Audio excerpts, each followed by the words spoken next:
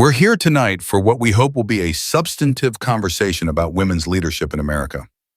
Bash said, both of our guests bring unique perspectives.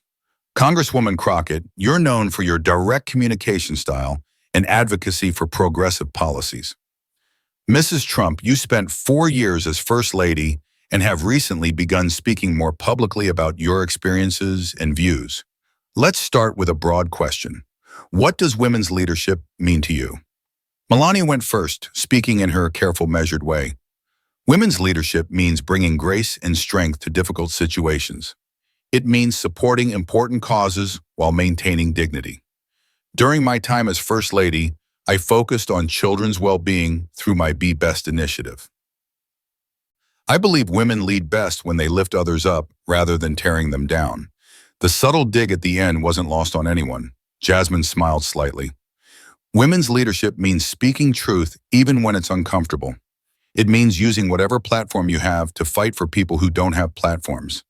And it means being authentic rather than performing a version of yourself designed to avoid controversy. Are you suggesting I'm not authentic? Melania's tone remained calm, but there was an edge underneath. I'm suggesting that spending 4 years in the White House, saying almost nothing while your husband implemented policies that hurt millions of people isn't leadership. It's complicity. The atmosphere in the studio shifted immediately. This wasn't going to be the gentle conversation CNN had probably hoped for. I spoke when I felt it was important to speak, Melania said. I didn't feel the need to comment on every political controversy. That's not my style. Your style was silence. Your style was designer clothing and holiday decorations while families were being separated at the border. Your style was, I really don't care jackets, while children were in cages. Melania's composure flickered for just a moment. That jacket was taken out of context.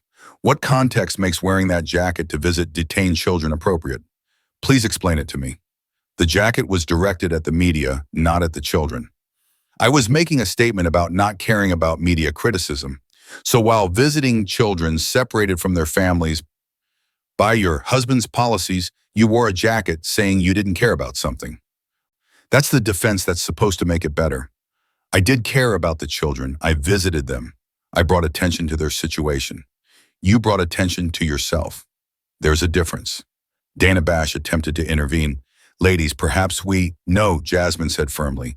Mrs. Trump wants to position herself as a leader. Let's examine what her leadership actually looked like.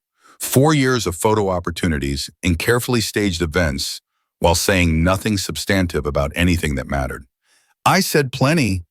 Plenty, Melania replied, her voice tighter now.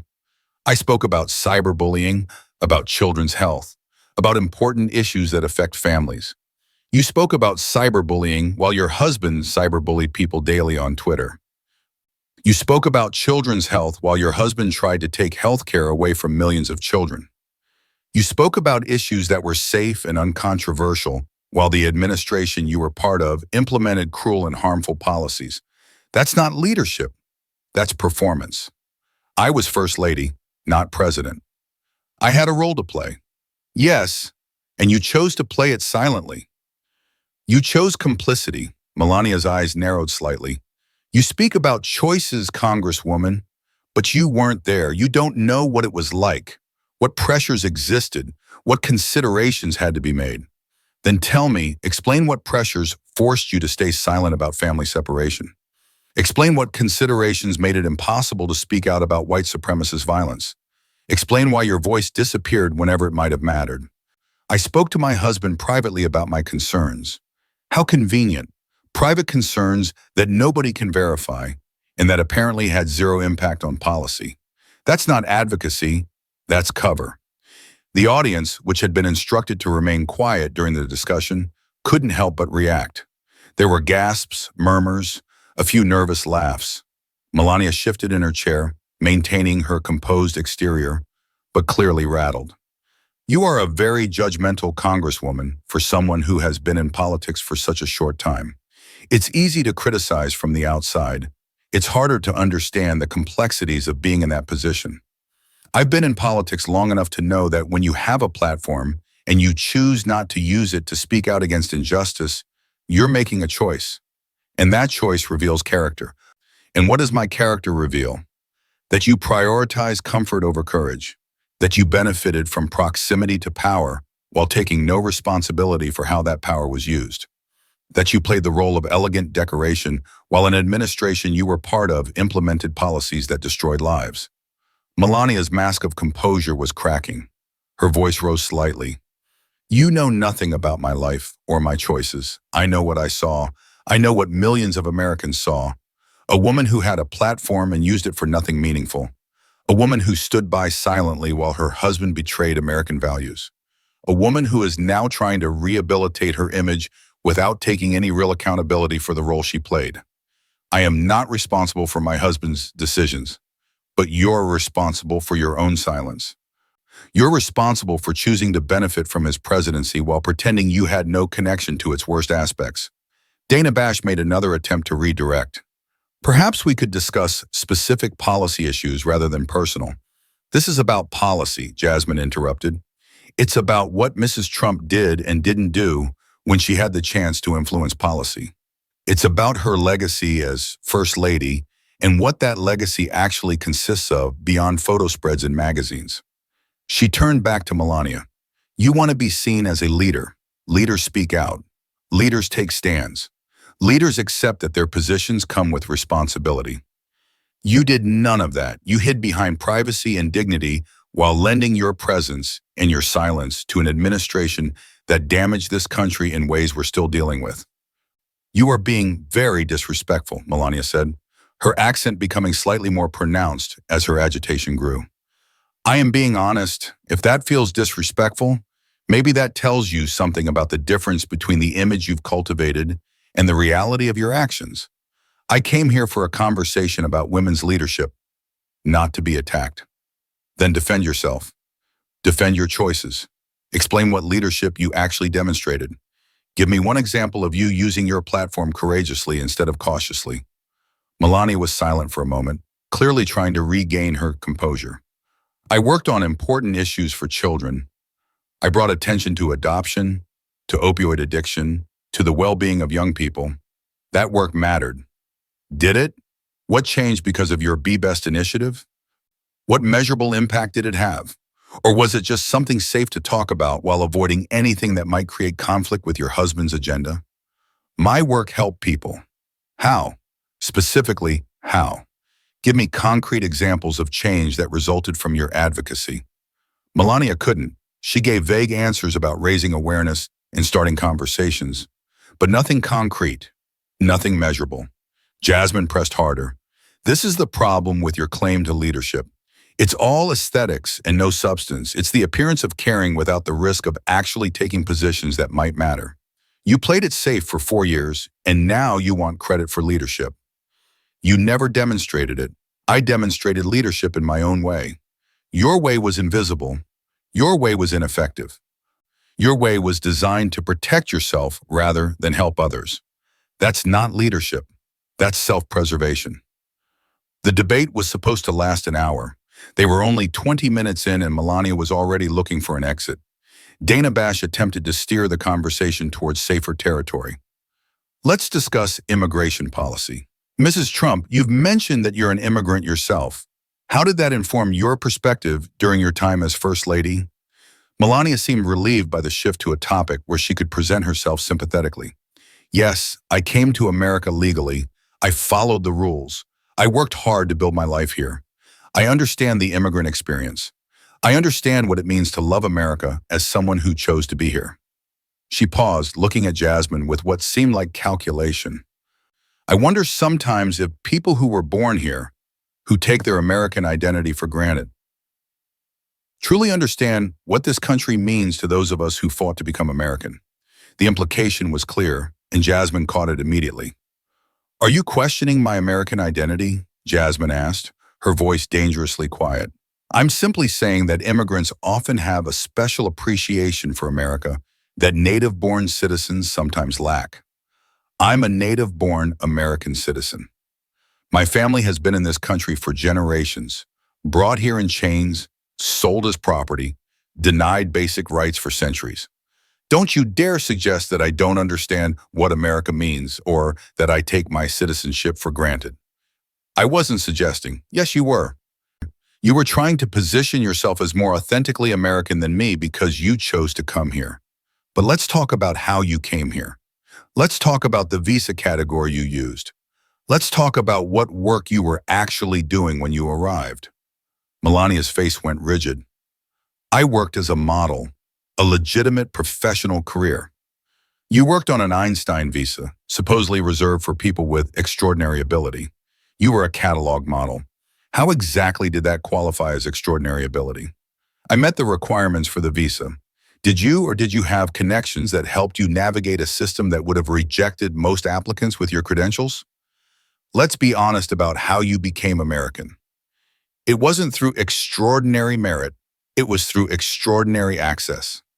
I followed the legal process. You exploited a process that most immigrants can't access. You used connections and resources that most people don't have. And then you stood by silently while your husband implemented policies, making it nearly impossible for people without those advantages to immigrate legally. That's not appreciating America. That's pulling up the ladder behind you. Melania's carefully maintained composure was fracturing. You are twisting everything. I'm stating facts. You came here using a visa category you probably didn't qualify for. You worked illegally during your first months in. That's documented. You chain migrated your parents through the same family reunification policies your husband tried to eliminate. Your entire immigration story is built on advantages and exceptions that you and your husband denied to others. That is not true. Which part? The visa category you didn't qualify for? The illegal work, the chain migration? All of that is documented. You can't just deny it. I followed the legal process available to me. Exactly. A process available to you because of who you knew and what resources you had. And then you said nothing when that same process was closed to people without your advantages. You benefited from the system and then helped dismantle it for others. Melania's accent grew thicker as her agitation increased. You are being very unfair. My immigration story is my own. I don't have to justify it to you. You do when you use it to claim some special understanding of America. You do when you suggest that immigrants like you appreciate America more than native-born citizens like me. You open that door. I'm just walking through it. Dana Bash tried once more to regain control. Perhaps we could discuss policy proposals rather than personal histories. Her personal history is relevant, Jasmine said. She's positioning herself as someone who understands immigration, who has moral authority on the subject because she's an immigrant. But her immigration story is one of privilege and exploitation, not one of struggle and perseverance. She doesn't represent the immigrant experience. She represents the exception that proves most immigrants can't access what she accessed. I worked hard, Melania insisted. I built my career. I earned my place here. You married a billionaire who gave you access to resources most immigrants never have. You use those resources to navigate systems that exclude ordinary people. That's not earning your place. That's buying it. That is insulting.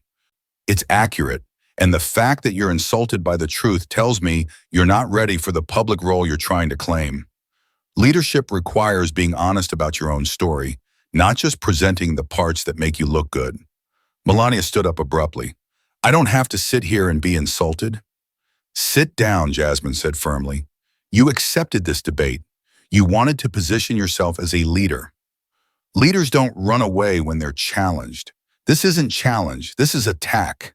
It's accountability.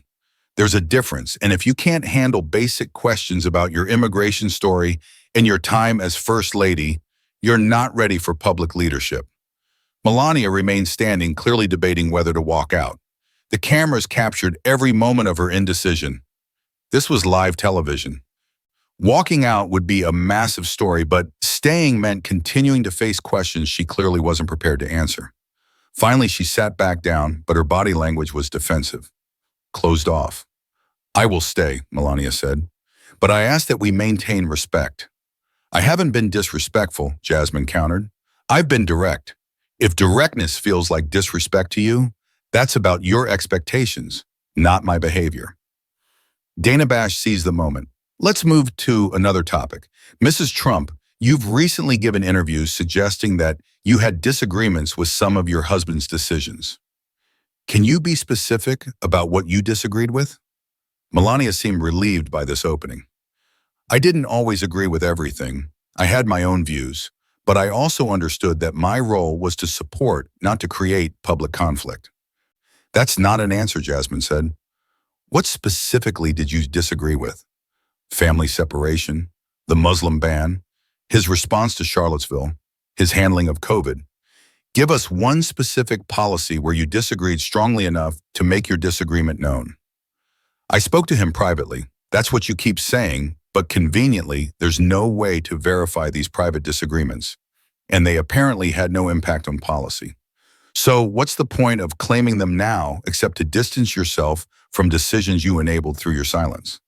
I couldn't control what my husband did. No one's asking if you controlled him. We're asking if you used your voice, your platform, your influence to push back against harmful policies. And the evidence suggests you didn't. You don't know what happened privately. Then tell us if you really spoke up. If you really advocated for different approaches, share specific examples. Tell us what you said, when you said it, what the response was. Give us something concrete instead of vague claims about private disagreements we can't verify. Melania was silent. That's what I thought, Jasmine said. You want credit for resistance you didn't demonstrate. You want to be seen as having been on the right side privately, while publicly you were either silent or supportive. That's called having it both ways, and it doesn't work. You are being very aggressive, Melania said, her voice showing strain. I'm being persistent. There's a difference, and the fact that you can't answer basic questions about your advocacy during your time as First Lady tells everyone watching that there was no advocacy. There were no brave private stands. There was just silence and complicity. While you enjoyed the benefits of being First Lady, the studio audience was completely absorbed. This had gone far beyond a typical political debate. This was a dismantling of carefully crafted public image happening in real time on national television. And Melania Trump clearly had no idea how to handle it. Jasmine leaned forward, her voice taking on a different quality. Still firm, but with an undercurrent of something more personal. Let's talk about something else, Mrs. Trump. Let's talk about Barron. Melania's entire demeanor changed instantly. Her carefully maintained mask of composure cracked visibly. My son is off limits. Why? You brought your family into public life. You benefited from your connection to the Trump name. Why is your son suddenly off limits when he's part of the story? He was a child during the presidency. He deserves privacy. He's an adult now. And I'm not asking about him specifically. I'm asking about you as a mother, about the choices you made regarding your son's well-being during a chaotic and often damaging presidency. I protected him. That was always my priority. Did you? Because from the outside, it looked like you brought him into an environment where his father was creating chaos daily, where protests and threats were constant, where the family name was becoming synonymous with division and harm. Was that protecting him? He was fine. He is fine. Is he? Jasmine paused, watching Melania's reaction carefully, because I've seen the photographs over the years. I've seen how Barron looks at his father, or more accurately, how he doesn't look at him. I've seen the lack of physical resemblance. I've seen the distance in family photos, and I've wondered about something. Melania went very still. What are you implying? I'm not implying anything. I'm observing that there are questions about your family that you've never addressed, questions that might explain a lot about why you were so silent during the presidency, questions about what you were protecting and who you were protecting it from. You need to stop, Melania said, her voice shaking slightly. Why? Why do these questions make you so uncomfortable? If there's nothing to hide, if the official story is true, why not just say so clearly? My family is my family. That's all anyone needs to know, except it's not just your family anymore. It's a political legacy. It's a public narrative. And when that narrative has gaps and inconsistencies, people notice. I notice. Dana Bash looked alarmed. Congresswoman, I'm not sure this line of questioning is appropriate. Mrs. Trump spent 4 years as First Lady presenting a carefully curated image of her family. Now she wants to rehabilitate that image and position herself as a leader. But leadership requires honesty. It requires addressing uncomfortable truths instead of hiding behind privacy. Jasmine turned back to Melania, whose face had gone pale beneath her makeup. Here's what I think, Mrs. Trump. I think you've spent years protecting secrets that explain your silence during the presidency. I think those secrets are why you never pushed back against your husband publicly, because doing so might have provoked him to expose things you desperately wanted to keep hidden. I think your whole performance as First Lady was about self-preservation, not public service. You have no right, Melania said, her voice barely controlled. You have no right to make accusations about my family. I'm not making accusations. I'm observing patterns and asking questions. If those questions make you defensive, maybe that says something about what you're defending. I am defending my son's privacy. Your son is a grown man who's made his own choices about public life. But this isn't really about protecting him. It's about protecting yourself.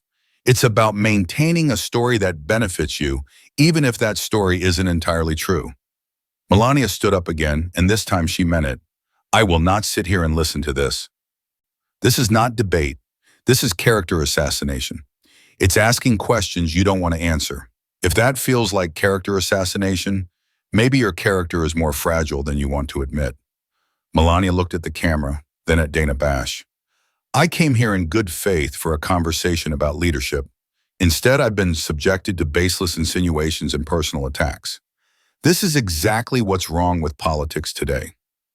What's wrong with politics, Jasmine said, standing as well, is people like you who want all the benefits of public life without any of the accountability. You want to be seen as a leader without demonstrating leadership. You want respect without earning it.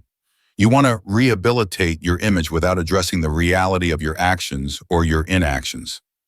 I'm leaving. Of course, you are, because leaving is what you do when confronted with uncomfortable truths. You left children to suffer in silence at the border. You left your husband's worst impulses unchallenged. You left Americans to figure out your complicity on their own. And now you're leaving this stage rather than answer direct questions about your choices and your family. Melania removed her microphone. I will not dignify these attacks with further response. They're not attacks, they're questions, and your refusal to answer them tells everyone watching exactly what they need to know about your fitness for leadership. Melania walked off the stage without another word. The studio fell into stunned silence. Dana Bash looked between the empty chair where Melania had been sitting and Jasmine, who remained standing at her position. Well, Bash said, clearly struggling for words, I think Mrs. Trump has decided to conclude her participation in tonight's discussion. Congresswoman Crockett, would you like to make a closing statement? Jasmine took a breath, collecting her thoughts. What you just witnessed is what happens when someone who's built their entire public persona on image rather than substance gets asked to defend that persona with facts. Melania Trump spent 4 years as First Lady presenting a carefully curated image. Elegant, dignified, above the fray. But behind that image was silence in the face of cruelty, complicity in the face of injustice, and self-preservation in the face of moral challenges. She looked directly at the camera. She came here tonight thinking she could control the narrative the way she controlled it during her time in the White House. Soft lighting, carefully chosen topics, friendly interviewers who wouldn't push too hard. Instead, she got asked direct questions about her choices, her legacy, and her family, and she couldn't handle it. I asked about her immigration story, which she uses to claim special understanding of immigrant experiences while having benefited from advantages most immigrants never have. I asked about her silence during the presidency, which she excuses with unverifiable claims about private disagreements that never manifested in public advocacy, and I raised questions about her family that she's worked very hard to keep from public examination. Jasmine paused. She left rather than answer any of those questions substantively. She left because maintaining her image was more important than demonstrating actual leadership. And that tells you everything you need to know about whether she's ready for public life beyond carefully staged photo opportunities. Melania Trump wants to be seen as a leader, but leaders face hard questions. Leaders take accountability. Leaders don't run away when someone challenges their narrative. She failed that test tonight just as she failed it throughout her time as First Lady. So to anyone who thought she might have substance behind the style, Tonight provided your answer. There is no substance. There's just an elaborate performance designed to obscure complicity and avoid accountability. And when that performance is challenged, when someone refuses to play along with the carefully constructed image, it collapses immediately. Jasmine sat back down. That's all I have to say. Thank you for the opportunity to have this conversation. Even if Mrs. Trump decided it was too uncomfortable to continue. Within minutes of the debate ending, social media exploded. Melania Trump was trending worldwide. Video clips of her walking off stage played on every news network. Political analysts offered every possible interpretation of what had happened. Conservative outlets attacked Jasmine viciously. Crockett goes too far. Cruel attack on former First Lady. Democrats hit new low. Personal assaults replaced policy debate. The commentary was predictably hostile, painting Jasmine as aggressive and inappropriate. But something unexpected happened too. Many people, including some who weren't normally progressive, acknowledged that Jasmine had asked legitimate questions that Melania couldn't answer. The image of Melania walking off stage rather than defending her record resonated as weakness, not dignity. She asked tough questions and Melania couldn't handle it, one CNN commentator noted. Whether you agree with Congresswoman Crockett's approach or not, she exposed that there's not much substance behind Melania Trump's carefully crafted image. The speculation about Barron exploded. While Jasmine hadn't made explicit accusations, she'd raised questions that many people had wondered about privately. Suddenly, those questions were public. Comparison photos circulated online. Genetic experts were interviewed about family resemblances. The Trump family's silence on the matter only fueled more speculation. Jasmine's office was flooded with interview requests. Everyone wanted her reaction to the fallout, her response to the criticism, her clarification of what she'd implied about Melania's family. She declined most interviews, but she did release a statement. I asked Melania Trump questions about her public record, her choices as First Lady, and inconsistencies in the narrative she presents about herself. She chose not to answer those questions. Instead, she left. That decision speaks for itself. Leadership requires accountability. If Mrs. Trump wants to position herself as a public leader, she needs to be willing to defend her record and address difficult questions. She demonstrated tonight that she's not willing or able to do that. The statement didn't address the Barron speculation directly, which only kept that conversation alive. 3 days after the debate, Jasmine received an unexpected call. Melania Trump wanted to talk. They met privately, away from cameras and staff, just the two women in a secure room. Melania looked different without the cameras, smaller somehow, less composed. She'd been crying, Jasmine noted. Her eyes were red despite obvious efforts with makeup. You destroyed me, Melania said without preamble. You made me look weak. You made me look like I'm hiding something. Are you hiding something? Jasmine asked directly. Melania was silent for a long moment. What do you actually know? I know there are questions about your family that you've never addressed. I know your son doesn't look like your husband. I know your marriage has always seemed transactional rather than romantic. I know you were silent during the presidency in ways that suggested you were protecting something beyond just your privacy. Do I know specifics? No, but I know enough to recognize patterns. So you made insinuations without proof. I asked questions without getting answers. That's not the same thing. Melania sat down heavily. You have no idea what my life has been like, what I've had to endure, what I've had to protect.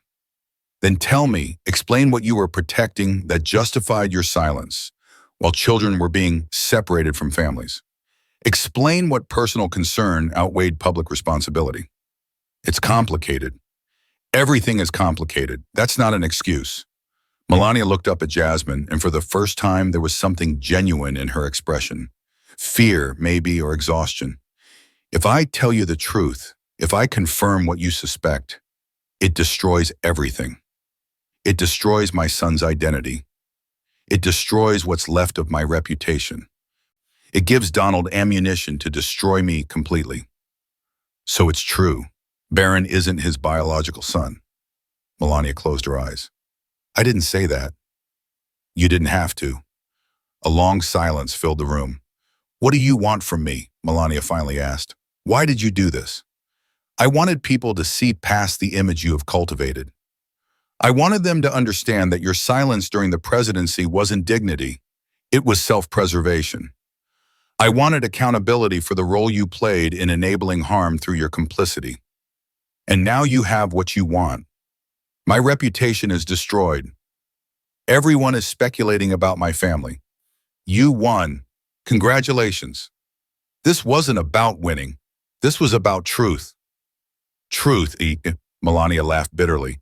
"You don't care about truth. You care about your political agenda. You used my family as a weapon to score points. I asked questions your public persona made relevant. You're the one who chose to walk away rather than answer them. Because answering them would have destroyed everything I've built. Everything you've built is a lie. Maybe it's time to consider whether building something real, even if it's smaller and less glamorous, might be worth more than maintaining an elaborate fiction." Melania stood up. "You don't understand. You've never been in my position. You don't know what choices I've had to make." "Then help me understand. Explain what forced you to be silent about cruelty and injustice. Explain what personal circumstance outweighed moral responsibility." But Melania just shook her head. "I can't. I won't. And you can't make me." She walked toward the door, then stopped. "You know what the worst part is? You were right about most of it. I was silent when I should have spoken. I prioritized self-preservation over moral courage. I've lived a life based on maintaining appearances rather than confronting truths. And now that's all falling apart. And I don't know who I am underneath the image." "Then maybe it's time to find out." "Maybe," Melania said quietly, "but not today." She left, and Jasmine sat alone in the room thinking about truth and consequences, about public images and private realities, about what leadership actually requires. She'd meant what she said during the debate. Melania Trump's carefully constructed facade had crumbled in seconds once challenged, but she also recognized something else, that sometimes the facades people build are the only things holding them together. And dismantling those facades, necessary as it might be, creates casualties. The debate would be remembered. The questions would persist. Melania's attempt at rehabilitation had failed spectacularly, and somewhere in that outcome was a truth about leadership. That real leadership requires being willing to be seen fully, flaws and all, rather than hiding behind carefully curated images. Melania had failed that test. Whether she'd ever be willing or able to try again remained to be seen. But for now, the truth, or at least some version of it, had been unveiled. And once unveiled, it couldn't be hidden again, no matter how desperately someone might want it to be.